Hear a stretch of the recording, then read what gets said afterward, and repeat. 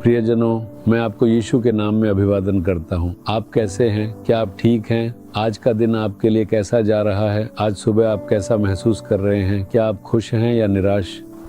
क्या आप डरे हुए हैं? क्या आपके सामने कोई कठिन समस्याएं हैं?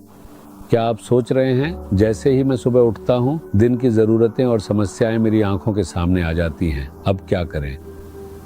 उन्हें जाने दो, यीशु आपके साथ हैं। और क्या ये आपके लिए पर्याप्त नहीं है? वह आपके लिए हैं।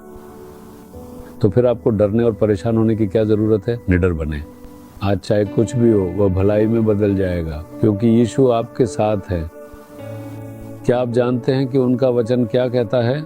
यशायाह अध्याय 58 वचन 9 में, तब तू पुकारेगा और यहोवा उत्तर देगा, तू दुहाई देगा और वह कहेगा, मैं यहाँ हूँ। यदि तू अंधेर करना और उंगली मटकाना और दुष्ट बातें बोलना छोड़ दे।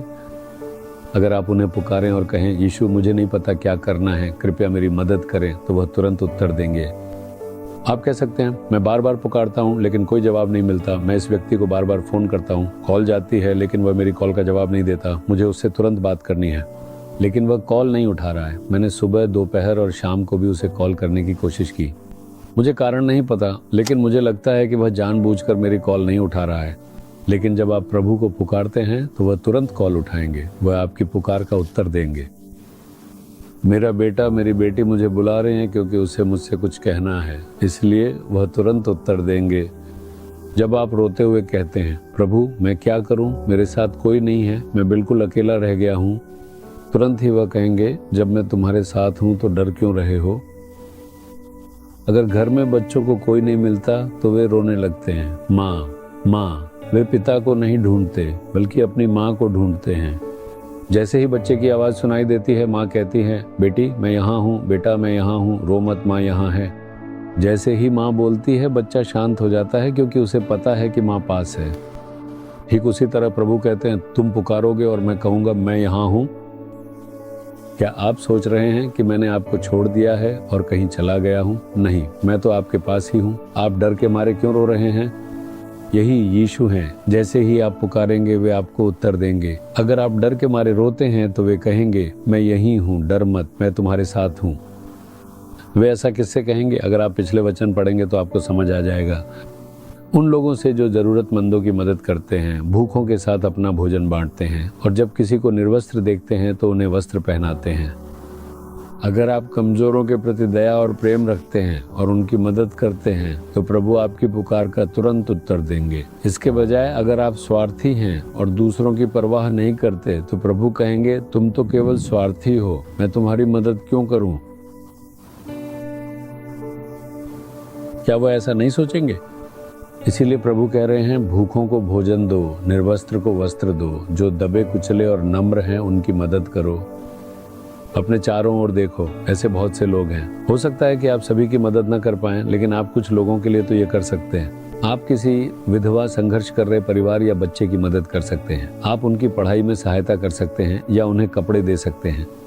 अगर आप पीड़ितों की थोड़ी सी भी मदद कर सकें तो प्रभु इसे देखेंगे और प्रसन्न होंगे।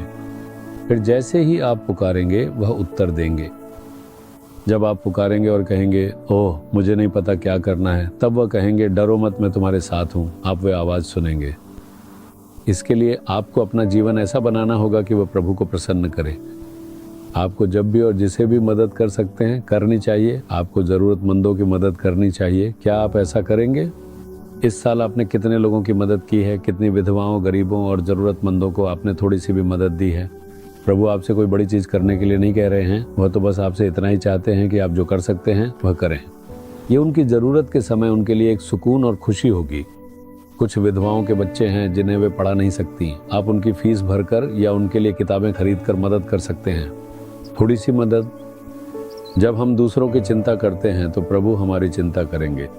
क्या आप ऐसा कहेंगे, प्रभु यदि आप चाहते हैं कि मैं किसी की मदद करूं तो उन्हें मेरे पास भेजें, मैं आपके वचन के अनुसार उनकी मदद करूंगा। ऐसी प्रार्थना करके देखिए, वह सही लोगों को आपके पास लाएंगे और आप भी सही लोगों की मदद कर पाएंगे। यह आपके और प्रभु दोनों के लिए आनंद लाएगा। समझ गए? अब कहिए, प्रभु आप वह परमेश्वर हैं जो मेरी पुकार सुनते ही उत्तर देते हैं। आप वह परमेश्वर हैं जो मेरा डर देखते हैं और मुझे प्रोत्साहित करते हैं, यह कहते हुए कि मत डर, जैसे आपकी इच्छा है। मुझे गरीबों और जरूरतमंदों की मदद करने योग्य होना चाहिए। मुझे उन लोगों को कपड़े देने चाहिए जिन्हें इसकी ज़रूरत है। मुझे भूखों को भोजन कराना चाहिए। प्रभु, मैं जितना हो सके उतनी मदद करना चाहता हूँ। मैं खुद को इसके लिए समर्पित करता हूँ। कृपया मुझे अपने कार्य के लिए उपयोग करें। मुझे सही लोगों की मदद करने के लिए मार्गदर्शन करें। मैं यीशु के नाम में प्रार्थना करता हूँ। आमीन, आमीन। Jesus redeem Hindi YouTube channel को सब्सक्राइब करें। सब्सक्राइब बटन पर क्लिक करें और बेल आइकन को भी क्लिक करके हर दिन की नई कार्यक्रमों की जानकारी प्राप्त करें।